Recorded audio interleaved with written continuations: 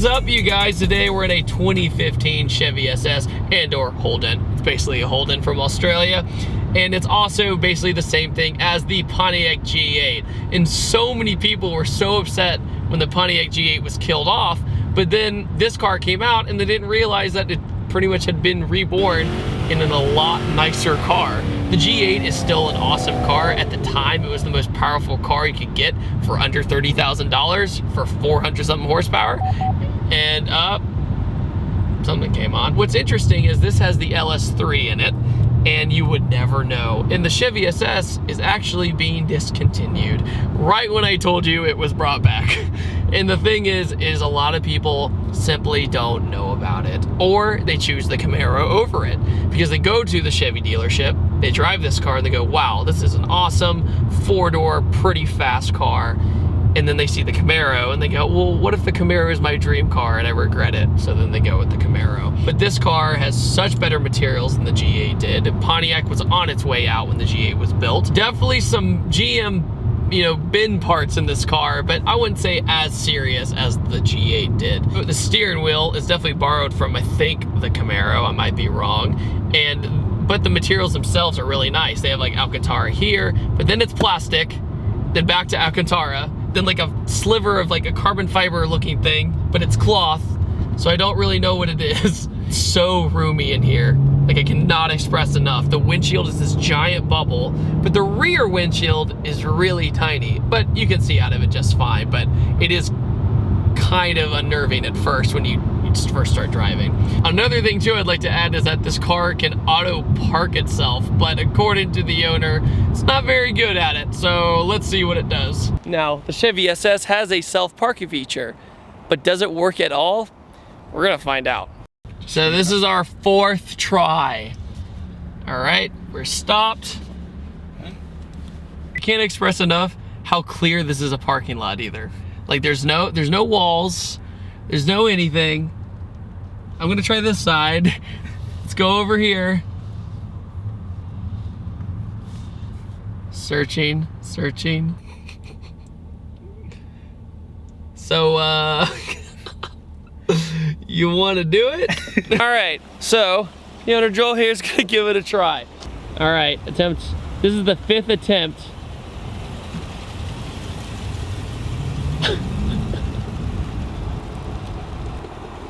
Is it doing it? There we go. Oh boy.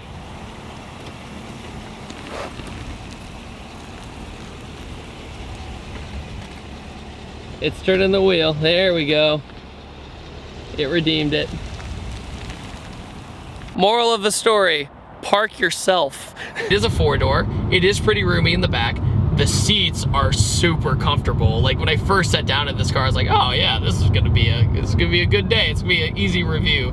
And so far, so good. You also have a heads-up display, which shows the distance basically between you and a car in front of you that turns green to let you know that you might be getting close, and then it starts beeping at you if you get too close. So that's nice. It also gives you a thermometer and speedometer, which is, of course, the most important thing on the heads-up display. You get an LS3 up front. Good old Chevy LS, can't really go wrong with that, and an automatic transmission. You also have a sport mode and performance mode, but there's also a track mode, which not a lot of people know about, and it's pretty much hidden because they don't want people to find out about it. So in order to go into the track mode, you hit this button twice, and it completely changes the car. Now, how does it completely change the car? Well, this car has magnetic ride, which is one of the best things to happen to the auto industry. Magnetic ride, what that does is physically nothing really changes, but the magnetic ride itself changes its components inside. So when you go into the track mode, there's less traction control, etc., and it's a little more stiff. But right now we're just kind of driving around in the normal mode, and it's buttery smooth, super quiet. I'm getting a lot of CTSV vibes in this Chevy SS for sure. Actually, a kit you can get from the dealer to rebadge this car as a Holden, and I think it's like way too expensive, but I think it's like $2 grand or something. Little expensive. Oh, okay, I get it. I will say the lane departure system is a little strict, but it just shows it's doing its job to keep you awake, so I'm not gonna get mad at that. You also have Brimbos all the way around, which is fantastic, but Here's one thing, one gripe I have about this car, and it's not even that big of a gripe, but there is chrome everywhere. Why is everything chrome? Everything is chrome in the future. On the door handles, on the wheels, inside, there's this cheap chrome trim around a few things. And it's so bad to the point that if the sun hits the dash just right, it blinds you, and they just did not think about that. The first thing a lot of owners do with this car is change everything to black, and I know I don't blame them at all. But this color looks fantastic in the sunlight. It has this awesome flake in it, and I don't know the name of this color. It's like a red-orange type of deal, but the two stripes on the hood give it a little bit more character. I think the biggest thing about the Chevy SS is that it's too good at its job. It's such a good sleeper that it looks like a normal car, very much like the Taurus SHO, except with an LS in it. And I think that's a double-edged sword. You have this really awesome, badass four-door sedan, especially if you're a family man. This is such a great, you know, meet-in-the-middle car for you if you want a sports car. With 415 horsepower, there's no messing around with that. But it does kind of look like an old Impala or a Malibu. So a lot of people just see these sitting on the lots and just think nothing of them. There's a saying about the Chevy SS that it's the favorite of car journalists, the best car journalist car, but not everybody else that's not knowledgeable about this car, for sure. So the owner of this car, Joel, has actually had a few problems with it. Okay, so the navigation has broken and the front camera has broken, which I think is kind of unacceptable. So they're really trying to sell these cars. As soon as they get a little bit of age, all of a sudden, the nav goes out.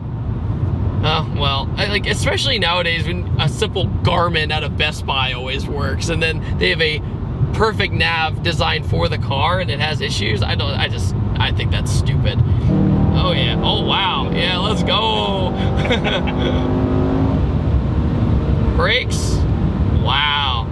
Brakes are really good. I think GM makes some of the best brakes in the business when they partner with Brembo, and they never really seem to fade, especially on the new Camaro. Okay, so does Big Bertha have what it takes to go around a bend? This is so like against my brain right now. And out of the corner. Let's see what she does. Brake, oh, brakes are so good. But we are dealing with an over 4,000 pound car, and you can't hide weight. You do get a little bit of body roll, but nothing that's uncontrollable. It has great traction. I didn't, squeal the tires or anything. It just went nice around that bend. But I think a big part of that is the magnetic ride. So I have switched to performance mode, also known as perf.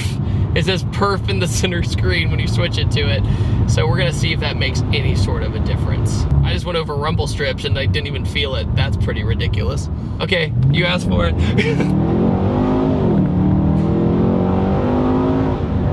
Oh yeah. Easy.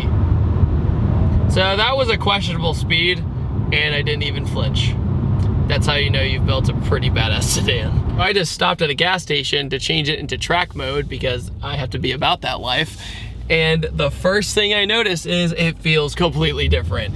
The steering is much heavier, first things first. When I was backing up, I was like, this feels like a completely different driving experience. So we'll test that out. So,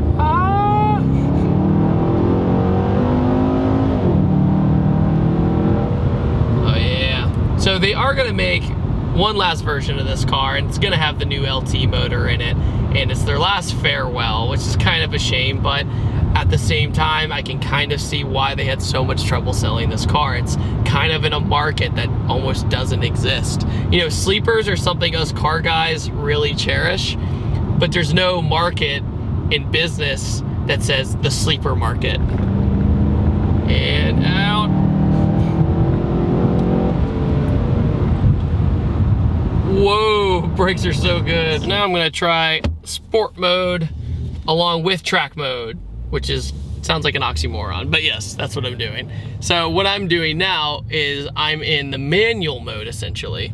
What that is I can use the paddle shifters. So drop to gear.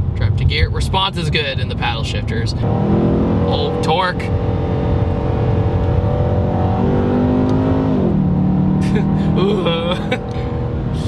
All right, it's butterous smooth. The pedals are really responsive. I noticed in the Camaro I did recently, I'd hit the pedal and then it would do it.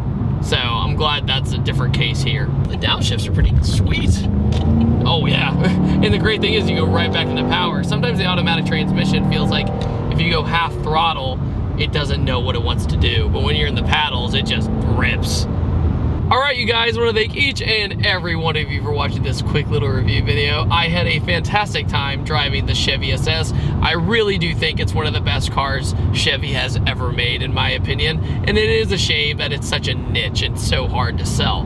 So with that note, what do you guys think of the Chevy SS? And I'll see you guys next time. Don't forget to subscribe and have a fantastic day. Woo!